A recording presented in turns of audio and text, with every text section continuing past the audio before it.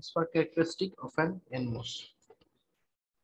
Transfer characteristic বলতে যেটা বোঝানো হয়, আমরা তো অলরেডি মসফেটের দুই রকম ক্যারেক্টারিস্টিক দেখেছি আগে। একটা ছিল আইডি ভার্সেস ভিডিএস। আমরা যদি একটু পুরনো ক্লাসের জিনিসটা একটু খেয়াল করে দেখি, একটা ছিল এটা আইডি ভার্সেস ভিডিএস, এটা একটা ক্যারেক্টারিস্টিক ছিল। আরেকটা ক্যারেক্টারিস্টিক ছিল আইডি ভার্সেস ভিজিএস। এই দুটা ক্যারেক্টারিস্টিকেই কমন জিনিস যেটা, যে আমরা ওয়াই এক্সিস বরাবর দেখেছি আইডি অর্থাৎ ড্রেন কারেন্ট, আর এক্স এক্সিস বরাবর ড্রেন ভোল্টেজ অথবা গেট ভোল্টেজ এরকম ছিল। এখন আমরা যেটা দেখছি সেটা হলো ট্রান্সফার ক্যারেক্টারিস্টিক, অর্থাৎ এখানে দুই দিকে আসলে ভোল্টেজ আছে।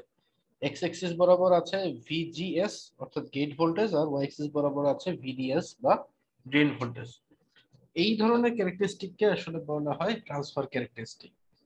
সাধারণত আমরা যখন একটা মসফেটের সার্কিট দেখি, এই যে দেখো লেফট সাইডে তো আমাদের একটা সার্কিটের ডায়াগ্রাম দেওয়া আছে, খুব সিম্পল সার্কিট ডায়াগ্রাম,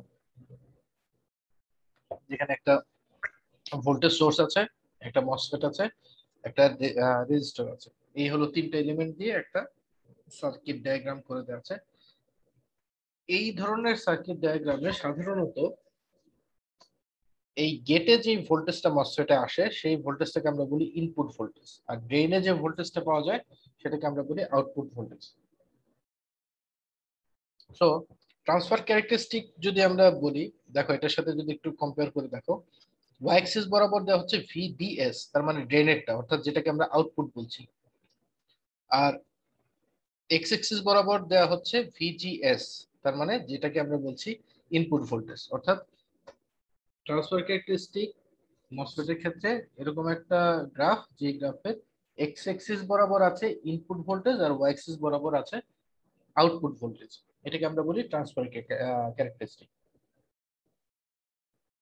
তো এখানে যদি দেখো যে এই গেটের ভোল্টেজটা তো কমও হতে পারে বেশি হতে পারে। যখন গেটের ভোল্টেজটা অনেক কম, একদম ছোট একটা ভোল্টেজ, যদি থ্রেশহোল্ড ভোল্টেজের চেয়েও কম থাকে, তখন আমরা যেটা পাই,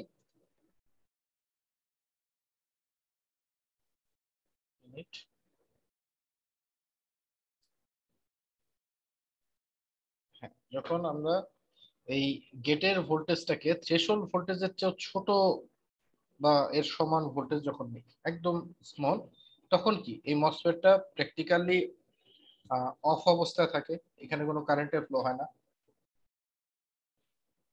তো কারেন্টের ফ্লো না হলে কি হবে, নিচে যদি কারেন্টের ফ্লো না হয় তাহলে তো ওপেন সার্কিট, আর ওপেন সার্কিট হওয়া মানে কি, এই ভোল্টেজটা এখানে যে ভোল্টেজ হবে সেটা একদম যে ভিডিডি যেটা বলা হচ্ছে ড্রেনের উপরে যে ভোল্টেজটা দেওয়া হচ্ছে তার সমান।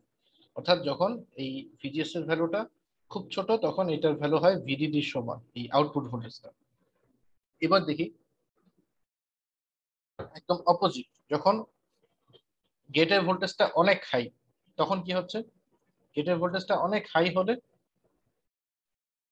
এটা অলমোস্ট শর্ট সার্কিটের মতন হয়ে যায়। এখানে যখন অনেক হাই ভোল্টেজ দেবো, এটা প্রায় শর্ট সার্কিটের মতন একটা বিহেভিয়ার দেখায়। আর এটা যদি শর্ট সার্কিট হয়ে যায় তার মানে কি, 100% তো শর্ট সার্কিট হবে না, খুব ছোট একটা রেজিস্ট্যান্স থাকে এখানে। ওই যে যেটা আমরা আগেও দেখে এসেছিলাম ফাইনাইট আউটপুট রেজিস্ট্যান্স বলা হয়, সেটা হলো এই অবস্থাতে হয়, তখন খুব ছোট একটা রেজিস্ট্যান্স পাওয়া যায়। এই কারণে খুব জিরোর কাছাকাছি পৌঁছে যায় আউটপুট ভোল্টেজটা, একদম জিরো হয় না। আমরা দেখতে পাচ্ছি এখানে গ্রাউন্ডের সাথে আউটপুটটা শর্ট সার্কিট, তার মানে কি একদম জিরো ভোল্ট এখানে আসার কথা, বাট খুব ছোট একটা রেজিস্ট্যান্স থাকায় একদম জিরো হয় না, খুব অল্প একটা ভ্যালু এখানে পাওয়া যায় কারেন্টের, ভোল্টেজের। এবং মাঝখানের চেঞ্জটা আসলে এই যে এরকম হয়, আমরা তো এই রিজিয়নটাও দেখলাম, এই রিজিয়নটাও দেখলাম, তো মাঝখানে এরকম একটা গ্রাফিক্যালি মানে কার্ভের মতন চেঞ্জটা হয়। এর মাঝে এ থেকে বি যে অংশটা, এটা হলো স্যাচুরেশনের জন্য পাওয়া যায়। আমরা তো তিনটা রিজন আগেই দেখেছি, যে স্যাচুরেশন ছিল, ট্রায়োড ছিল, আর কাট অফ বলতে এখনো শুরুই হয়নি, ওই রিজনটাকে এখানে কাট অফ বলা হচ্ছে। তো স্যাচুরেশনের জায়গাটাকে এখানে বলা হচ্ছে এ থেকে বি পর্যন্ত স্যাচুরেশন, আর ট্রায়োড বলা হচ্ছে এই বি থেকে সি পর্যন্ত। তো নর্মালি যখন আমরা একটা মসফেটকে অ্যাম্পলিফায়ার হিসেবে ইউজ করি, তখন কিন্তু এটাকে সবসময় ইউজ করা হয় মোটামুটি ক্ষেত্রে এইরকম একটা রিজিয়নে, যে এ থেকে বি যে জায়গাটা আছে এই ধরনের একটা জায়গায় এনে ইউজ করা হয়। তো এই গ্রাফটাকে বলা হচ্ছে ট্রান্সফার ক্যারেক্টারিস্টিক গ্রাফ। এবং এটাতে মেইনলি আমরা দেখছি output voltage versus input voltage একটা মসফেটের। এখন এই জিনিসটার আসলে সিগনিফিকেন্সটা কি, এটা আমরা কেন দেখলাম একটু খেয়াল করে দেখি। আমাদের মেইন উদ্দেশ্যটা এখানে চলে আসছে, সেটা হলো মসফেটকে যখন আমরা অ্যাম্পলিফায়ার হিসেবে ইউজ করব, তখন এই গ্রাফটা আবার খুব ইম্পর্টেন্স থাকবে এটার। কিরকম দেখো, এই লেফট সাইডের সার্কিটটা আগের সার্কিটই আছে, শুধুমাত্র একটা জিনিস এখানে চেঞ্জ হয়েছে। আগের সার্কিটে দেখো এখানে একটা ভোল্টেজ সোর্স ছিল, এখানে দুইটা ভোল্টেজ সোর্স, একটা হলো ভিজিএস এসি ভোল্টেজ সোর্স আর একটা হলো ভিজিএস ডিসি ভোল্টেজ সোর্স। তোমরা যদি একটু রিকল করো গত চ্যাপ্টারে অর্থাৎ ডায়োডের চ্যাপ্টারে কিন্তু আমরা এরকম একটা টপিক দেখেছিলাম, যেখানে ইনপুট ইনপুটে দুটো আলাদা ভোল্টেজ সোর্স ইউজ করা হয়েছিল, একটা এসি আর একটা ডিসি। ওটাকে বলেছিলাম স্মল সিগন্যাল মডেল, ডায়োডের স্মল সিগন্যাল মডেল। তো এখন আমরা যখন মসফেট কে অ্যাম্পলিফায়ার হিসেবে ইউজ করব, তখন প্র্যাকটিক্যালি তোমরা চিন্তা করে দেখতে পারো যে মসফেট যে সিগন্যালটাকে অ্যাম্পলিফাই করবে সেই সিগন্যালটা তো খুব ছোট একটা সিগন্যাল। সেই সিগন্যালটাই আসলে বোঝানো হচ্ছে এই ভিজিএসটা দিয়ে। এই ভিজিএসটা হলো আমাদের একটা রিসিভড সিগন্যাল। একটা মসফেট দিয়ে যখন আমরা অ্যাম্পলিফিকেশনে কাজ করব, সে যে সিগন্যালটা রিসিভ করছে সেটা হলো এই ভিজিএস। গত চ্যাপ্টারের মতন খেয়াল করে দেখো, যদি এটার ভ্যালু খুব ছোট হয়, ভিজিএস এর ভ্যালু খুব ছোট, তাহলে কি হবে, এই এক্স অ্যাক্সিস বরাবর ভিজিএস আছে, এটার ভ্যালু যদি খুব ছোট থাকে তাহলে কিন্তু এটা কাট অফ রিজিয়নেই থাকবে। আমরা আগের গ্রাফে দেখে আসলাম cut off saturation triode. So যদি ভিজিএস এর ভ্যালুটা খুব ছোট হয়, কাট অফ রিজিয়ন থেকে ডানে আর যাচ্ছে না, কাট অফের ভেতরে এটা থাকছে। তো আলটিমেটলি এই মসফেটটা দিয়ে আমার কোনো কাজ হবে না যদি এত ছোট ভোল্টেজ নিয়ে আমরা ডিল করতে চাই। এই প্রবলেমটা সলভ করার জন্য ডায়োডের ক্ষেত্রে আমরা যেটা করেছিলাম এখানেও একই কাজই করব, যে এই জায়গায় আমরা একটা এডিশনাল ডিসি ভোল্টেজ সোর্স দিয়ে দিব। এখানে দেখো একটা ডিসি ভোল্টেজ সোর্স দেওয়া হচ্ছে। ডায়োডের ক্ষেত্রে আমরা বলেছিলাম এটাকে বলা হয় বায়াসিং ভোল্টেজ, এখানেও একটা বায়াসিং ভোল্টেজ দেওয়া হচ্ছে। এই ভোল্টেজটার কাজটা কি হবে, যে এই দুইটা ভোল্টেজ মিলে যোগ করে যেন রেজাল্টটা এ থেকে বি, ওই যে আগের স্লাইডে আমি বললাম যে মসফেটকে অ্যাম্পলিফায়ার হিসেবে ইউজ করলে স্যাচুরেশন রিজন ইউজ করা হয়, তার মানে এ থেকে বি পর্যন্ত একটা রিজন ইউজ করা হয়।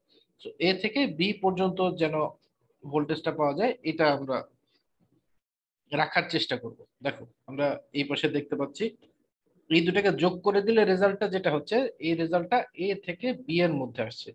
ধরো এখানে আছে 0.2 ভোল্ট, সাপোজ ধরলাম যে এই স্মল ভিজিএস 0.2 ভোল্ট আর ক্যাপিটাল ভিজিএস ধরে নিলাম শুধু 2 ভোল্ট। তাহলে কি এটা তো 0.2 ভোল্ট হবে একবার, যেহেতু এটা ট্রায়াঙ্গুলার ওয়েভ, এটা তো এসি সিগন্যাল। আমরা যে সিগন্যালটাকে অ্যামপ্লিফাই করব সেটা তো আর ডিসি কোনো ফিক্সড ভ্যালু না, এটা অ্যামপ্লিটিউড থাকবে একটা। ওইটার রেঞ্জ ধরে নিলাম পজিটিভ দিকে +0.2, নেগেটিভ দিকে -0.2। তাহলে সেটা যদি শুধু 2 ভোল্টের সাথে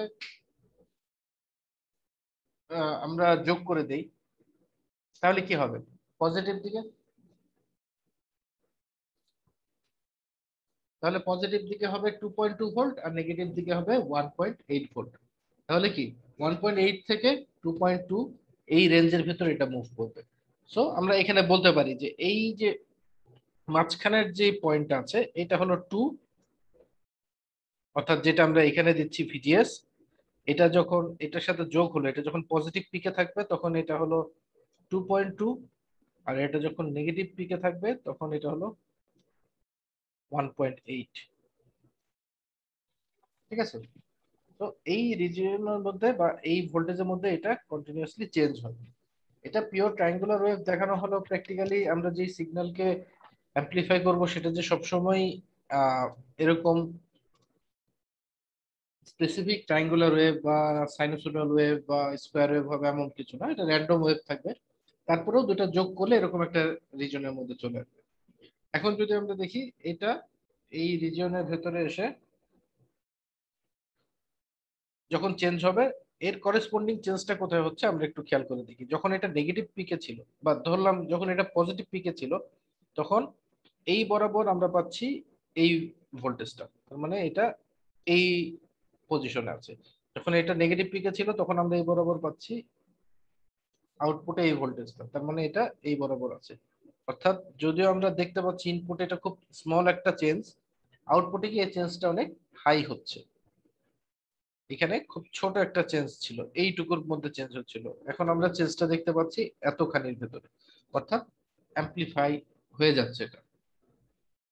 ঠিক আছে, তো এই কনসেপ্টের উপর বেস করেই মসফেট কে অ্যাম্পলিফায়ার হিসেবে ইউজ করা হয়। এটার অনেক বড় একটা ম্যাথমেটিক্যাল ডিরাইভেশন আছে, আমি ওই ম্যাথমেটিক্যাল ডিরাইভেশন এখন যাচ্ছি না। এটা তোমাদের বইতে চাইলে দেখে নিতে পারো, বা যে কোনো জায়গায় খুব অ্যাভেলেবল, খুব কঠিন কিছু না, বাট একটু লেন্দি একটা ডিরাইভেশন। তো এই ডিরাইভেশনটা আমি স্কিপ করে চলে যাচ্ছি।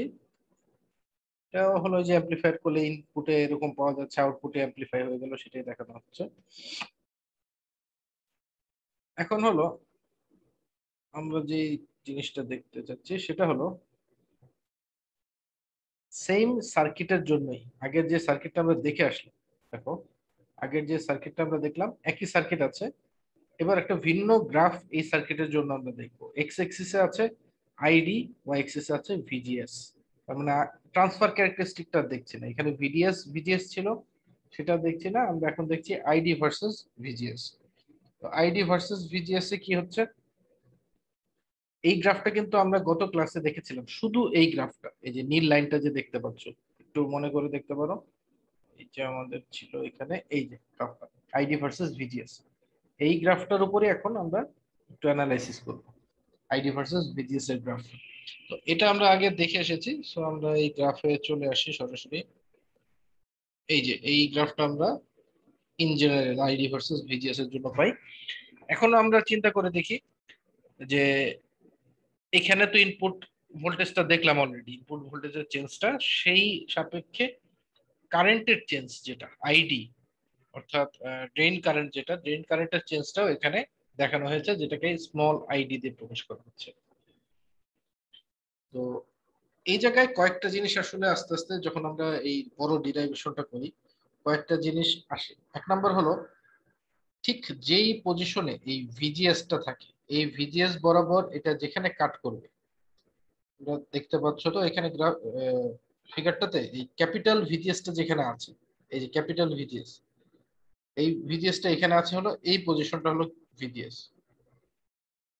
তাহলে এই ভিজিএসটা এই আমাদের আইডি ভার্সেস ভিজিএস এর গ্রাফকে যে পয়েন্টে কাট করলো, তার মানে এই পয়েন্ট, এই পয়েন্টে যদি একটা এটা স্পর্শক আঁকা হয়, এই যে জাস্ট স্পর্শক এখানে আঁকা হয়েছে, তাহলে এই স্পর্শকের যে ঢাল হবে বা স্লোপ হবে, সেই স্লোপটার নাম আমরা দিই জিএম।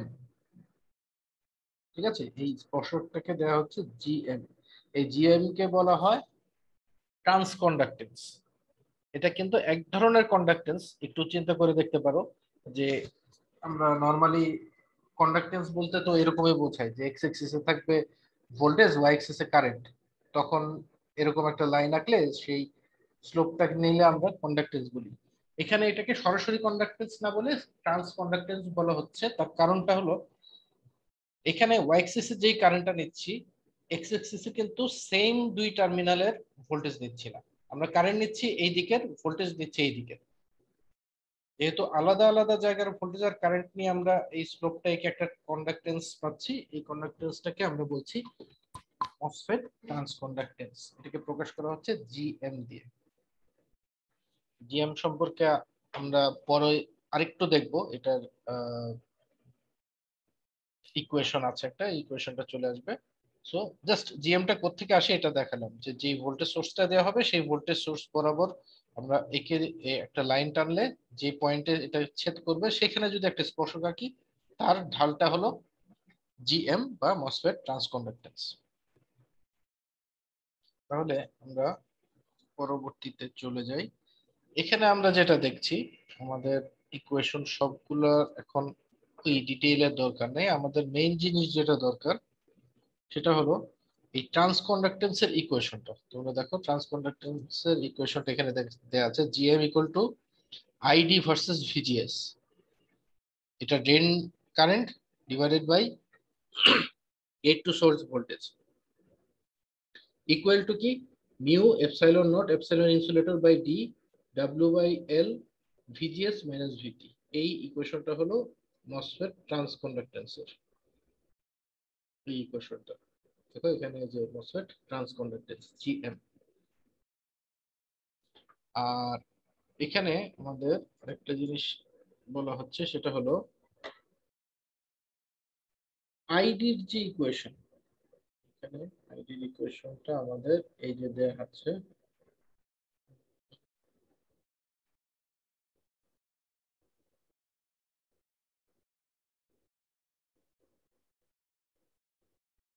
দেখো এই জায়গার আইডির দুটো আলাদা পার্ট আছে, আমরা একটু খেয়াল করে দেখি।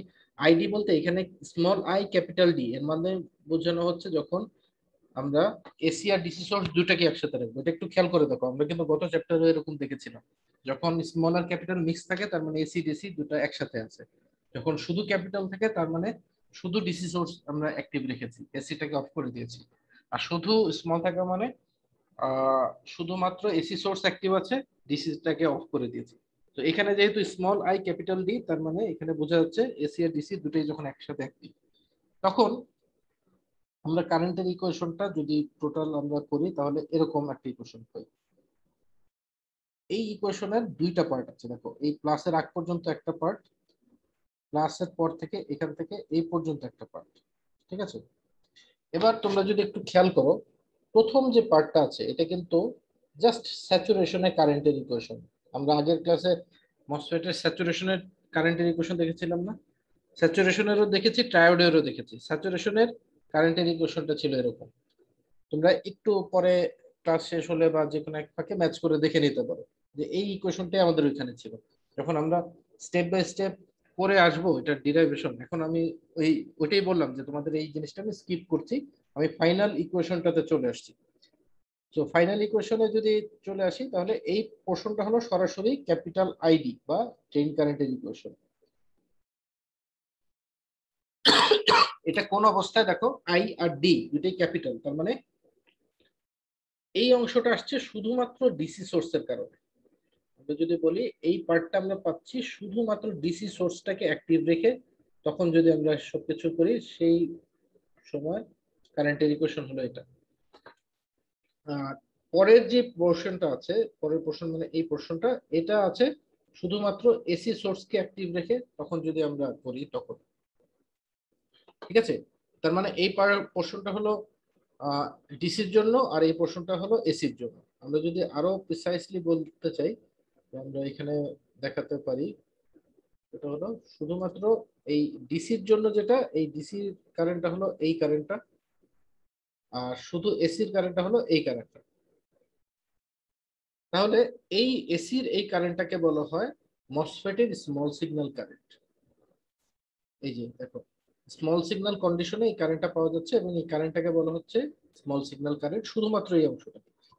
যাই হোক, আমাদের কারেন্টের এই ভ্যালুটা মেইন উদ্দেশ্য না, আমাদের মেইন উদ্দেশ্য হলো জিএম বা ট্রান্সকন্ডাক্টেন্সের ভ্যালুটা বের করা। যখনই আমরা মসফেটকে অ্যাম্পলিফায়ার হিসেবে ইউজ করব, এই জিএমটা খুব ইম্পর্টেন্ট একটা ফ্যাক্টর এখানে। আমরা পরের স্লাইডে গেলে এটা দেখবো। কারেন্টের ইকুয়েশনটা জাস্ট আমি তোমাদের বলে রাখলাম, কারণ এটা মাঝখানে আসে। এখানে দুইটা পার্ট আসে, যে একটা শুধু ডিসি আর একটা হলো এসি।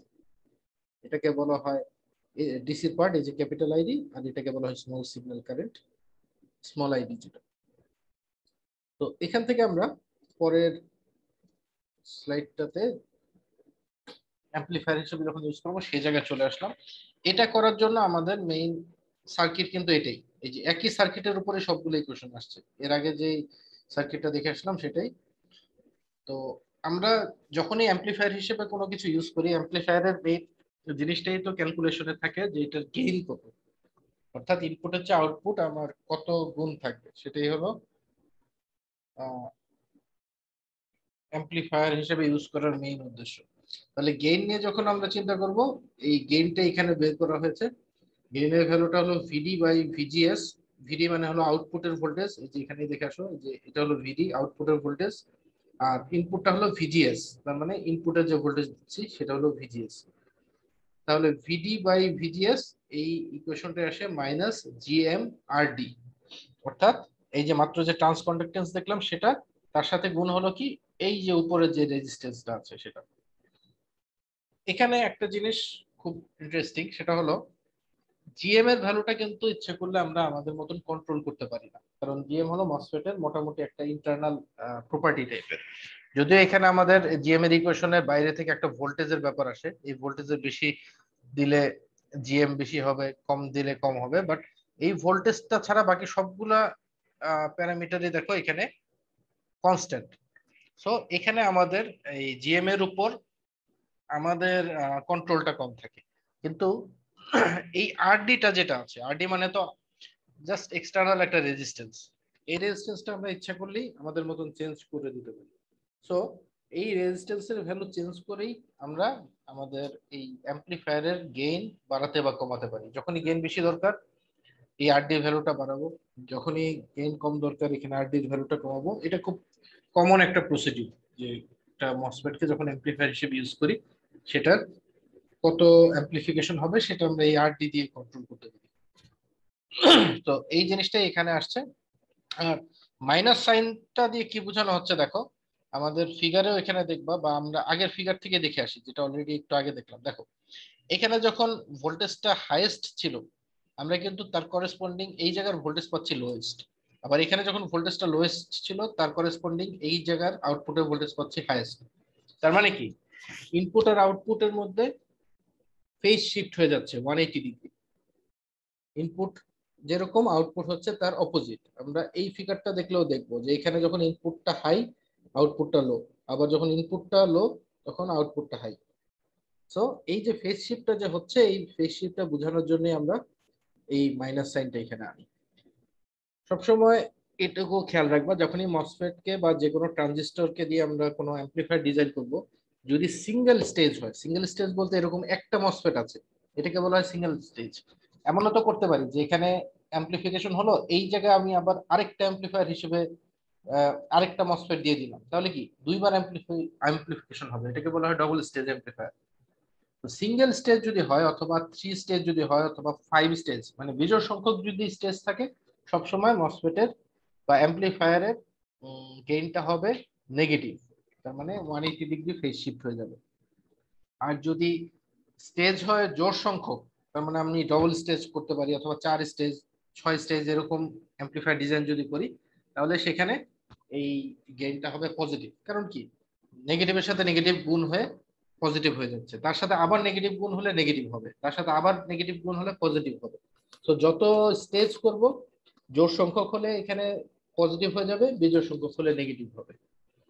তো এটাই হলো আমাদের একটা মসফেট কে যখন অ্যাম্পলিফায়ার হিসেবে ইউজ করব সেটার ভোল্টেজ গেইনের ফাইনাল ইকুয়েশন, যে AV equal to minus GM R D. এবং এই জিএমটা মাইনাস যে হচ্ছে এটাই বললাম 180 ডিগ্রি ফেজ শিফট হয়ে যাওয়ার পর। আচ্ছা, এরপর আমাদের একটা আছে স্মল সিগন্যাল ইকুইভ্যালেন্ট সার্কিট। আমরা কিন্তু একটু আগে বলতে আজকে না, গত ক্লাসে লাস্ট দেখেছিলাম লার্জ সিগন্যাল ইকুইভ্যালেন্ট সার্কিট। সার্কিটটার দিকে একটু খেয়াল রাখো যে গেটটা এইদিকে ছিল, নিচে সোর্স ছিল, এই পাশে ড্রেন ছিল, মাঝখানে একটা কারেন্ট সোর্স ছিল এবং গেটটা আইসোলেটেড। এখন আমরা দেখবো স্মল সিগন্যাল ইকুইভ্যালেন্ট সার্কিট, যেটা প্র্যাকটিক্যালি একদম একই রকমই দেখতে আছে। গেটটা আইসোলেটেড, এখানে একটা সোর্স, এখানে ড্রেন, মাঝখানে একটা কারেন্ট সোর্স। পার্থক্যটা হলো আগের বার লার্জ সিগন্যাল ইকুইভ্যালেন্ট সার্কিট যখন দেখেছিলাম সেখানে এই কারেন্ট সোর্সের ভ্যালুটা ছিল মসফেটের স্যাচুরেশনের কারেন্টের ভ্যালু। আমি আবারও আগের স্লাইডটা যাচ্ছি, দেখো এই যে গত ক্লাসের এখানে যেটা ছিল এই ইকুয়েশনটা হলো মসফেটের স্যাচুরেশনের কারেন্টের ভ্যালু।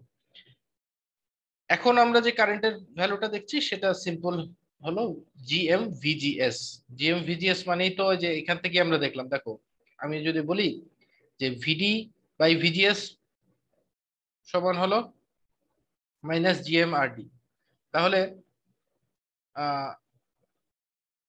এখানে কারেন্টের ইকুয়েশনটা আগে চলে আসি। আচ্ছা, এই জায়গা থেকে এটা আরো ভালো বুঝবো। এই যে GM equal to ID by VGS, তাহলে আইডি সমান কি বলতে পারি, জিএম ভিজিএস। এখানে আছে GM equal to ID by VGS, তাহলে আইডি সমান জিএম ইন্টু ভিজিএস।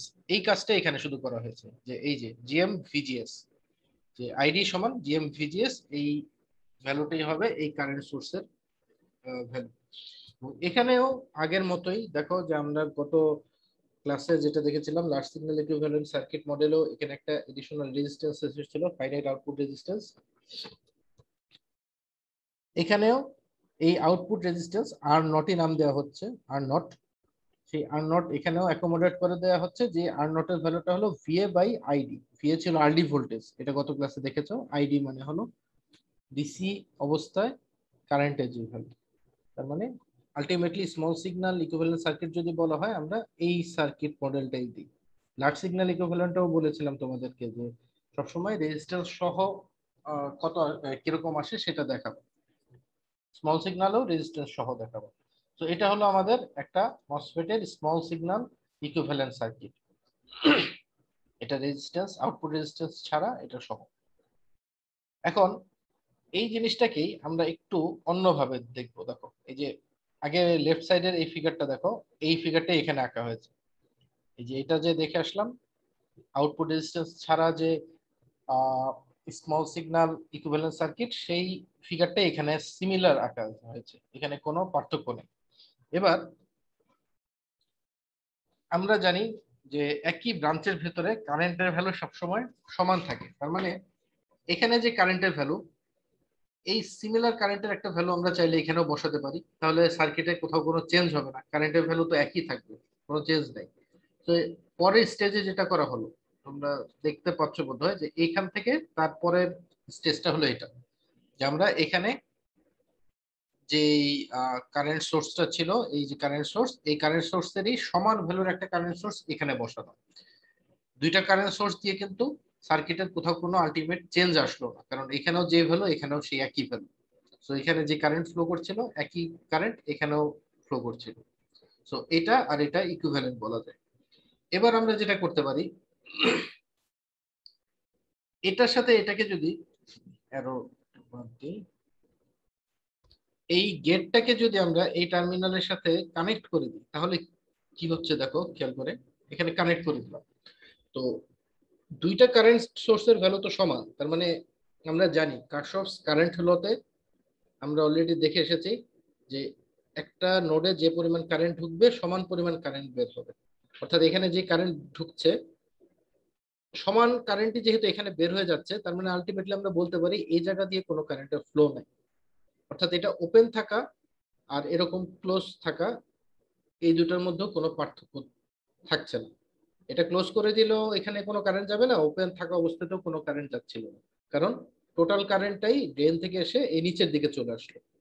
সো এই জায়গাটা শর্ট থাকা না থাকা কোনো পার্থক্য নাই। আমরা এটা ওপেন ছিল, এই ওপেনটাকে আমরা শর্ট করে দিলাম। এই যে থার্ড স্টেজে এসে দেখো এই কাজটাই করা হয়েছে। থার্ড স্টেজে আমরা এই জায়গাটাকে শর্ট করে থার্ড স্টেজে নিয়ে আসলাম, কোনো পার্থক্য আসেনি। এবার যেটা করব সেটা হলো এই যে জায়গাটা আছে, এই লাইনটা, এই লাইনটাকে চাইলে এখানে না রেখে আমরা তো চাইলে এখানে নিয়ে আসতে পারি। জাস্ট দেখতে আলাদা হবে, মেইন জিনিসটা একই থাকবে, এখানে থাকুক আর এখানে থাকুক। ফোর্থ স্টেজে গিয়ে দেখো এই কাজটাই করা হচ্ছে। এই যে এই গেটের ডান দিকে ছিল ড্রেন, গেটের ডান দিকে ছিল ড্রেন, ড্রেনটাকে আমরা উপরের দিকে নিয়ে আসলাম। ভ্যালুটা কি আছে, জিএম ভিজিএস, ভ্যালুটা কি আছে ভিএম জিএম ভিজিএস। আর নিচের যেই কারেন্টটা ছিল, এই সরি নিচের যে কারেন্ট সোর্স ছিল, সেই কারেন্ট সোর্সে জিএম যেহেতু আছে, জিএম মানে কি একটা ট্রান্স কন্ডাক্টেন্স। কন্ডাক্টেন্স যদি থাকে, কন্ডাক্টেন্সকে ইনভার্স করে দিলে আমরা রেজিস্ট্যান্স পাবো। সো সো এখানে যেটা করলাম, যে এই জিএমটাকে ইনভার্স করে দিয়ে, এই যে 1/GM করে দিলেই একটা রেজিস্ট্যান্স হিসেবে এটাকে আমরা দেখাতে পারি। এই কারেন্ট সোর্সটাই তখন একটা রেজিস্ট্যান্সের মতন বিহেভিয়ার দেখাবে। এই রেজিস্ট্যান্স চলে আসলো যেটার ভ্যালু 1/GM। সো আলটিমেটলি এই শুরুতে আমরা যে small signal current equation, sorry small signal equivalent circuit দেখলাম, সেটাকেই একটু মডিফাই করলে এরকম একটা ফর্মে চলে আসে। এই ফরম্যাটটা কি দেখতে আমাদের ইংলিশ টি লেটারের মতো না, যে এই পাশ থেকে আসলো এরকম আসলো, আমাদের টি যেরকম করি, এটা একটু শোয়ানো টি টাইপের একটা ফর্মে আসলো, যে এরকম আছে এরকম আছে, এটা তো টি এর মতোই দেখতে, জাস্ট রোটেট করানো। এই কারণেই এই মডেলটাকে বলা হয় T equivalent circuit model. Small signal circuit model থেকেই কিছুটা মডিফাই করে এটা করা হলো।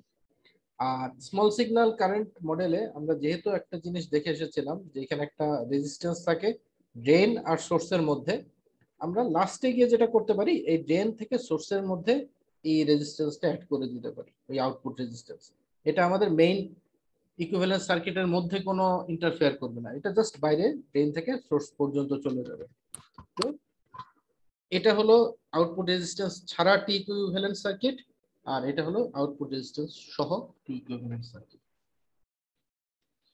আমাদের এই মসফেটের চ্যাপ্টার মোটামুটি এই পর্যন্তই আছে।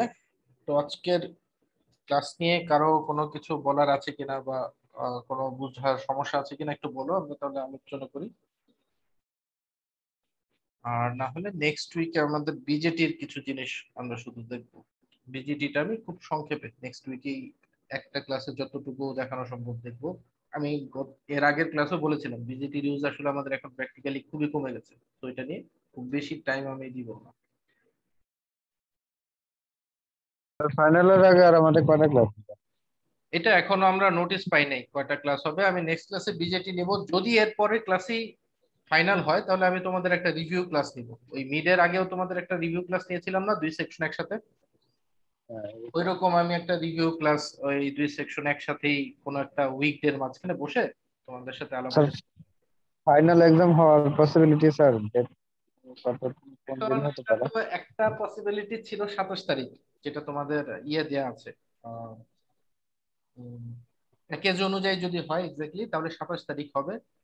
তো আপাতত মাথায় রাখছি 27 তারিখই। সো আমি নেক্সট 21 তারিখে তোমাদের একটা ক্লাস নিয়ে এরপরে হয়তো ওই উইকের মাঝামাঝি কোন একটা টাইম একটা রিভিউ ক্লাস নিব, যদি 27 পরীক্ষাটা হয়। আর যদি পরীক্ষা কোনো কারণে পিছায়, আগাবে তো না, হয়তো পিছাতে পারে, পিছালে আমি ওই শিডিউল টাইমে নিব। আচ্ছা স্যার। ঠিক আছে, তাহলে আমি আচ্ছা, বুঝতে পারছি। আপাতত এই পর্যন্তই রাখছি। আমি নেক্সট হ্যাঁ, ওকে। বিজেটি সম্পর্কে আলোচনা করব। Okay sir.